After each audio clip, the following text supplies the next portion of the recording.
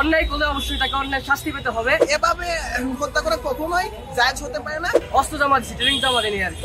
যে হত্যা করে সে কখনো শিক্ষার্থী হতে পারে। হত্যাকাণ্ডের ন্যায় বিচার নিশ্চিত করতে হবে। কারণ শিক্ষার্থী হিসেবে আমাদের আগে গোড়ার দিকটা খুঁজে বের করতে হবে যে এটা একটা ক্যাম্পাস, আমরা আমাদের বাড়িতে তো অন্য কাউকে ঢুকতে দিতে পারি না।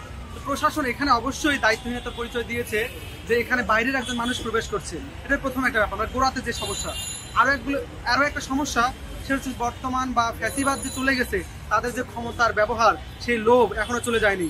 তাদের যে ক্ষমতা প্রয়োগ এখনো যাচ্ছে, কিন্তু তারা সাধারণ শিক্ষার্থীর নামে এই প্রোপাগান্ডাগুলো এবং মানুষের ক্ষতি করার চেষ্টা করছে। আমার বিশ্ববিদ্যালয় প্রশাসনের কাছে দাবি যেন তারা তাদের তদন্তের মাধ্যমে ইন্ডিকেট করে তাদের বিশ্ববিদ্যালয় থেকে বহিষ্কৃত করে তাদের নামে মামলা করে আদালতে যেন তাদের বিচার। আপাতত বিশ্ববিদ্যালয়ের কাছে দাবি তাদের অবশ্যই বহিষ্কার করা হয়। অন্যায় করলে অবশ্যই তাকে অন্যায় শাস্তি পেতে হবে এবং এই ঘটনা যেন পূর্বে আর না ঘটে সেই বিষয়ে দেখতে হবে আর কি। আলাল আহমেদ নামে যে একজন ছিলেন আর কি, তিনি কিন্তু এই 5 আগস্টের পরে এই ছাত্রলীগ থেকে পদত্যাগ করেন আর কি। আর ছাত্রলীগের যে এরকম এক যে হুমকি ধামকি মার ধরের যে কালচার, সেটা কিন্তু ছাত্রলীগরা আমাদের ক্যাম্পাসে প্রথম চালু করেছিল এবং ওই যে বলে যে আর কি যে অস্ত্র জমা দিচ্ছে, ট্রেনিং জমা দেয়নি আর কি। তাদের সেই যে মনোভাব সেটা কিন্তু এখন তাদের রয়ে গেছে আর কি। তো প্রশাসনের কাছে আমাদের এইটাও দাবি থাকবে যে এরকম সাধারণ শিক্ষার্থীর আড়ালে যারা এই ছাত্রলীগের যারা রয়েছে তাদেরকে খুঁজে বের করে যথাযথ শাস্তির ব্যবস্থা করা। শিক্ষার্থীদের দ্বারা পিটিয়ে হত্যা, আসলে আমি এইখানে মানে এই কথাটা আমি মানতে পারছি, কারণ শিক্ষার্থীর দ্বারা কখনো হত্যা হয় না। যে হত্যা করে সে কখনো শিক্ষার্থী হতে পারে। আমরা 5 আগস্টের পরবর্তী অনেকগুলো ঘটনা ঢাকা ইউনিভার্সিটিতে চুরির ঘটনা ঘটেছে এবং আমরা চোরও ধরছি। ধরার পর কিন্তু এই ধরনের ন্যাক্কারজনক ঘটনা কখনোই হয় নাই। আপনাদের গণমাধ্যমে অনেক ধরনের খবর বেরিয়েছে যে চুরির ঘটনায় ধরা পড়েছে এবং তাদেরকে বিভিন্নভাবে ভিডিও করে তাদেরকে তাদের দোষ স্বীকার করে মুচলেখা দিয়ে তাদেরকে বের করে দেওয়া দিচ্ছে। কিন্তু এই যে হত্যাকাণ্ড, এটা কখনো একটা শিক্ষার্থীর দ্বারা, সাধারণ কোনো শিক্ষার্থীদের দ্বারা ঘটতে পারে না। এমন রাতের শেষ প্রহরে চুরির ঘটনায় একজন নিরীহ মানুষকে দোষারোপ করে হত্যাকাণ্ড ঘটানো হয়েছে, যে নাকি অনেকটা ক্যাম্পাসে পরিচিত মুখ। সে ক্যাম্পাসের না হলেও সে ক্যাম্পাসের অনেকেরই পরিচিত ছিল এমন একজনকে, এবং তার সে যে এলাকার, সে এলাকারও ওই হলের অনেকেই ছিল। তা কিন্তু চাইলেই বাঁচাতে পারতো।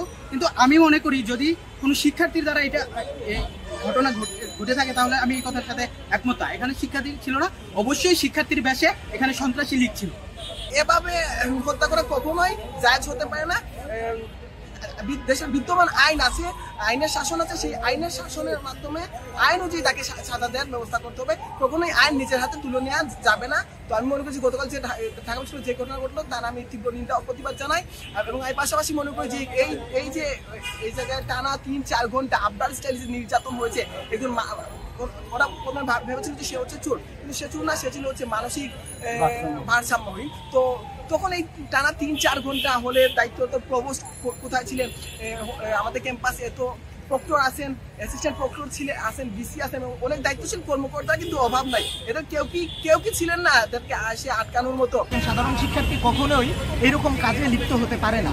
একজন সাধারণ শিক্ষার্থী কখনোই একজন মানুষকে মৃত্যু নিশ্চিত না করা পর্যন্ত বেধর যে নির্যাতন, সেটা কখনোই চালাতে পারে না, তার বিবেকে একটু হলেও বাধা দিবে।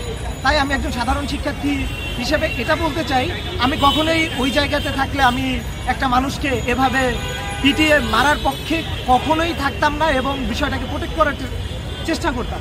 যারা প্রত্যক্ষদর্শীভাবে হত্যাকাণ্ডের সাথে সম্পৃক্ত তাদেরকে আমরা বিচারের আওতায় আনতে চাচ্ছি। তাদেরকে বিচার করে অবশ্যই এই হত্যাকাণ্ডের ন্যায় বিচার নিশ্চিত করতে হবে।